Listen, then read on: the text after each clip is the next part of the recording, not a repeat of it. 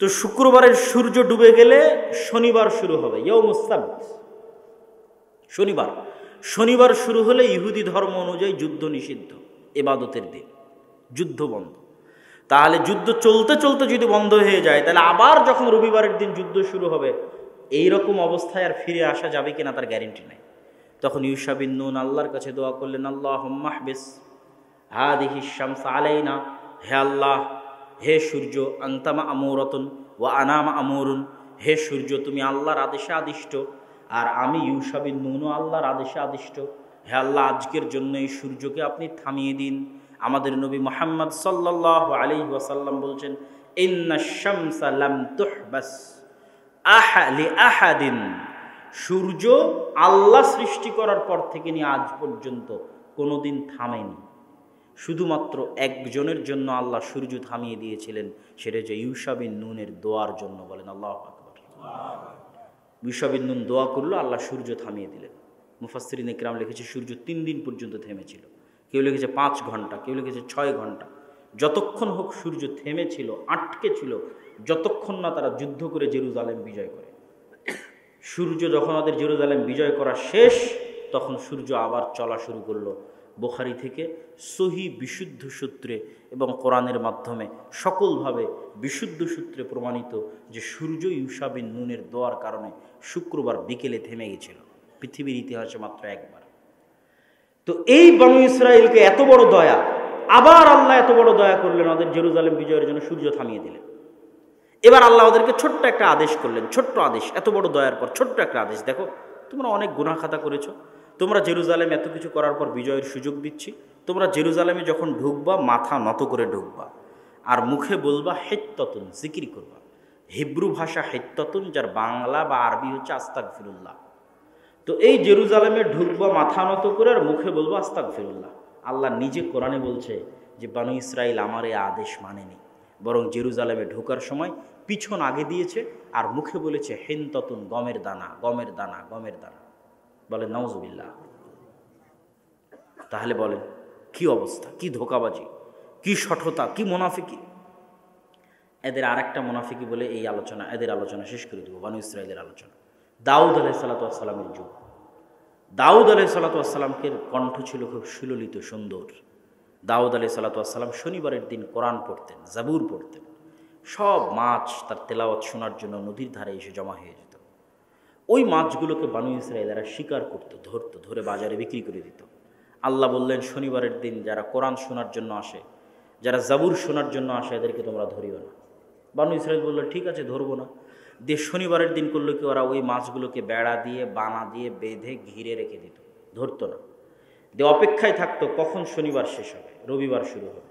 শনিবার শেষে যখন রবিবার শুরু হতো, ওই মাছগুলোকে এরা ধরে নিত। এদের এই মুনাফিকি আর ধোঁকাবাজি দেখে আল্লাহ এদেরকে বানর বানিয়ে দিলেন। কি বানিয়ে দিলেন? এই ঘটনাও আল্লাহ কোরআনে বর্ণনা করেছে যে আমি ওদেরকে বানর বানিয়ে দিচ্ছি। কিরাদাতান খান আছে। ওই যে ডারউইনের থিওরি, তারপরে বিভিন্ন জনের থিওরি যে বানর থেকে মানুষ এসেছে, বলে না, আসলে ঘটনা উল্টা। বানর থেকে মানুষ আসার ধারণাটা তাদের মধ্যে কেন গেছে? বানরের ডিএনএ আর মানুষের ডিএনএ প্রচুর মিল, অনেক মিল। তো মনে করেছে দুইটা ডিএনএ যখন অনেক মিল, তাহলে মনে হয় বানর থেকে আস্তে আস্তে মানুষ হয়েছে। কিন্তু ঘটনা এটা না। ঘটনা হচ্ছে, মানুষকে যদি আল্লাহ কোনো দিন দ্বিতীয় কোনো প্রাণীতে পরিণত করে, তো কোন প্রাণীতে পরিণত করবে? বানরে আর শুকুরে। কেন? বানর আর শুকুরের ডিএনএর সাথে মানুষের ডিএনএর মিল। তাহলে আপনাকে আর আমাকে সবসময় আতঙ্কে থাকতে হবে যে আল্লাহ আমাদেরকে কোনোদিন পরিণত করলে মুরগি, গরু, মহিষ, ভেড়া বানাবে না। কেন? গরু, মহিষ, ভেড়া, মুরগির সাথে আমাদের ডিএনএ মিলে না। তাহলে আমাদের শরীরের মধ্যে যেমন সামান্য পরিবর্তনে ক্যান্সার হয়ে যাচ্ছে, ঠিক ওরকম সামান্য পরিবর্তনে আমরা বানর হয়ে যাব। আল্লাহ মাফ করুক, বলেন নাউজুবিল্লাহ, আল্লাহ হেফাজত করুক। সামান্য পরিবর্তনে আমরা শুকুর হয়ে যাব। যেমন বানু ইসরাইলকে আল্লাহ বানিয়ে দিয়েছেন, উম্মতে মুহাম্মাদিকেও বানাবেন। কেননা এরা তো বানু ইসরাইল হয়ে যাবে। বানু ইসরাইল হয়ে যাবে দেখেই তো বানু ইসরাইলের এত ঘটনা কোরআনে। আর বানু ইসরাইল যে আমরা হয়ে গেছি তার উদাহরণ দেন। এরা এদের এরকম ধোঁকা দেখলেন, এদের চাইতে বড় ধোঁকা মুসলমানেরা দেয়। দেখবেন দেখবেন এদের চেয়ে বড় ধোঁকা মুসলমানেরা দেয়। এরকম কত হাজি নিবেন যে হাজি হজ করতে গেছে মানুষের অন্যায়ভাবে মেরে খাওয়া টাকা দিয়ে। তাহলে ওই হাজি হজ করতে গিয়ে সে ধোকা দিতে চাচ্ছে, গেম খেলতে চাচ্ছে আল্লাহর সাথে। মনে হচ্ছে আল্লাহ বুঝে না, জানে না, দেখে না। সাধারণ জনগণের সাথে দেখো আমি কত বড় হাজি, আর নিজের সাথে যাক হজ করে এসেছি সব ক্ষমা হয়ে যাবে। কিন্তু পুরো হজের টাকাটা মানুষের অন্যায়ভাবে মেরে খাওয়া, হারাম ইনকাম। তো এই ধোকা কাদের স্বভাব? এই বানু ইসরাইলের স্বভাব। এদের হচ্ছে ধোকা, শঠতা, মুনাফিকি এদের স্বভাব, যা আমাদের মধ্যে রক্তে রক্তে প্রবেশ করে গেছে, যেটা আমাদের আজকের বক্তব্যের মূল পয়েন্টে চলে এসেছে, একদম মেইন পয়েন্টে, যে মুসলমানেরা আজকে অধপতিত কেন? এরা বানু ইসরাইল হয়ে গেছে। বানু ইসরাইল হয়ে গেছে কিভাবে? এখন মুসলমানেরা 99%, 95%, 90% হয় মিথ্যা কথা বলে, না হয় ধোকা দেয়, না হয় দুর্নীতি করে, না হয় আমানতের খেয়ানত করে, না হয় ন্যায়পরায়ণতার বিরোধিতা করে। ন্যায়পরায়ণতা কি জিনিস? এটাই হচ্ছে আমাদের আজকের আলোচনার মূল পয়েন্ট, যে এরা বানু ইসরাইলেরা ন্যায়পরায়ণতা রক্ষা করতে পারেনি, আর আমরাও ন্যায়পরায়ণতা রক্ষা করতে পারিনি। ন্যায়পরায়ণতা কি জিনিস? রাসূল সাল্লাল্লাহু আলাইহি ওয়াসাল্লাম হাদিসে বলছেন, সাবআতু ইউদিল্লুহুমুল্লাহ ইয়াউমা লা দিল্লা ইল্লা দিল্লুহ। কিয়ামতের মাঠে যখন কোনো ছায়া থাকবে না, তখন 7 শ্রেণীর মানুষকে আল্লাহ সুবহানাহু ওয়া তাআলা তার আশ্রয় দিবেন। এই 7 শ্রেণীর 1 নাম্বারকে বলেন ইমামুন আদিল, ন্যায় বিচারক, শাসক। আমরা কিন্তু ফজিলত বর্ণনা করতে গিয়ে পরের 6টা নিয়ে ব্যস্ত হয়ে আছি। পরের 6টা অনেক সুন্দর, বলতে ভালো লাগে। শাবুন নাশা ফি ইবাদাতিল্লাহ, ওই যুবক যে আল্লাহর রাস্তায় ইবাদত করে। তারপরে যার অন্তর মসজিদের সাথে বাঁধা আছে, কলবুহু মুআল্লাক বিল মসজিদ, মসজিদের সাথে বাঁধা আছে। কিন্তু ন্যায়পরায়ণ শাসক কি? কেউ জানে না, কেউ বোঝে না, কেউ মানে না। ন্যায়পরায়ণ শাসক মানে শুধু ন্যায়পরায়ণ প্রধানমন্ত্রী নয়। ন্যায়পরায়ণ শাসক মানে ন্যায়পরায়ণ ওসি, ন্যায়পরায়ণ ডিসি, ন্যায়পরায়ণ এসপি, ন্যায়পরায়ণ বিচারক, ন্যায়পরায়ণ মাদ্রাসা কমিটির সভাপতি, ন্যায়পরায়ণ মাদ্রাসার প্রিন্সিপাল, ন্যায়পরায়ণ প্রধান শিক্ষক, ন্যায়পরায়ণ প্রধানমন্ত্রী, ন্যায়পরায়ণ মেম্বার, ন্যায়পরায়ণ মন্ত্রী, ন্যায়পরায়ণ চেয়ারম্যান। যে যেখানে দায়িত্বে আছে, ওর জন্য সবচেয়ে ভয়ঙ্কর পরীক্ষা হচ্ছে ন্যায়পরায়ণতা। আপনি বলবেন, কই আমি তো মন্ত্রীও নাই, এমপিও নাই, কিছুই নাই, তাহলে আমি কিসের ন্যায়পরায়ণতা দেখাবো? আপনি আছেন পরিবারের দায়িত্বে। তো পরিবারের দায়িত্বে আপনি ন্যায়পরায়ণ করেন, এটা আপনার জন্য সালাত, সিয়াম, হজ, জাকাতের চাইতে বড় পরীক্ষা। আপনি যে বানু ইসরাইল হয়ে গেছেন সেটা দেখাচ্ছে আপনাকে। ধরেন এখানে যতজন উপস্থিত আছেন, তাদের কেউ যদি তার বোনকে তার বাপের সম্পত্তিতে ভাগ দিতে দেরি করেছেন, গড়িমসি করেছেন, এখনও দেননি, তার বোনকে বাপের সম্পত্তিতে ভাগ দিলেও খারাপটা দিয়েছেন, আপনারা ভাইয়েরা ভালোটা নিয়েছেন আর বোনকে খারাপটা দিয়েছেন, এরা সবগুলো হচ্ছে বানু ইসরাইল। কি বুঝলেন? মানে বানু ইসরাইলের মতো ধোকাবাজ, মিথ্যুক, শঠতা, হারামখোর, অন্যায়কারী, এরা কেউ ন্যায়পরায়ণতার মাপকাঠিতে কিয়ামতের মাঠে আল্লাহর দরবারে টিকতে পারবে না।